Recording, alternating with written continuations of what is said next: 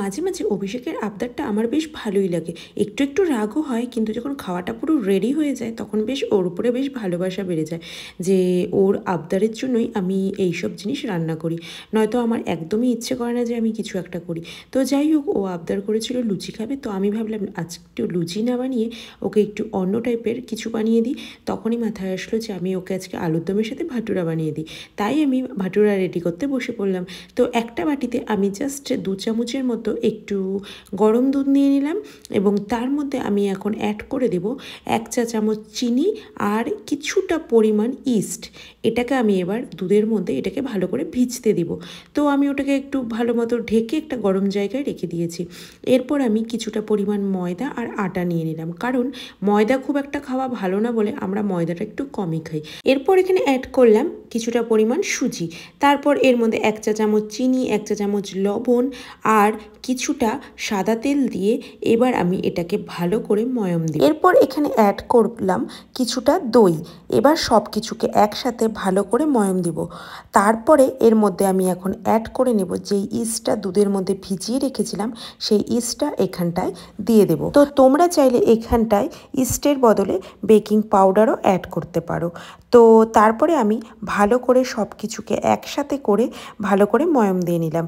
তো এবার দেখো মোটামুটি 50% ময়াম দিয়ে আটাটা মাখাই হয়ে গেল।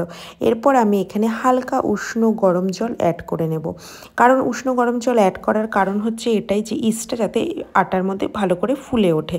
আটাটা মাখা কমপ্লিট হয়ে গেলে এর উপর একটু সাদা তেল দিয়ে একটু আটার গায়ে ভালো করে লাগিয়ে দিয়ে আমি কিছুক্ষণ রেস্টের জন্য রেখে দিয়েছিলাম।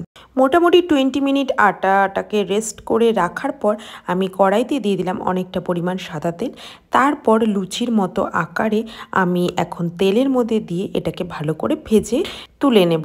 তো দেখো একবার ভাটুরাটা কেমন ফুলে উঠেছে, একদম কোনো জায়গায় বাদ নেই, পুরো ফুলে একদম ফুচকার মতো দেখতে হয়ে গেছে। তো এরপর আমি এক এক করে সবগুলো ভাটুরা ভালো করে ভেজে নেব। ভেজে নিয়ে আমি একটা পাত্রে সবগুলোকে সুন্দর মতো রেখে দেব। তো ভালো মতো তেলটাকে নিংড়ে নিয়ে প্লেটের মধ্যে রাখতে হবে। তো দেখো আমার ভাটুরা রেডি। তো আমি এখন প্লেটটা রেডি করছি অভিষেকের জন্য। তো এখানে আমি 4টা ভাটুরা দিয়ে দিয়েছি আর এরকম গোল গোল আলুর দম দিয়ে দিলাম।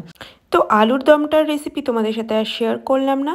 আলুর দমটা দুপুরেই বানিয়ে রেখেছিলাম আর এটা ছিল আমাদের রাত্রের ডিনার।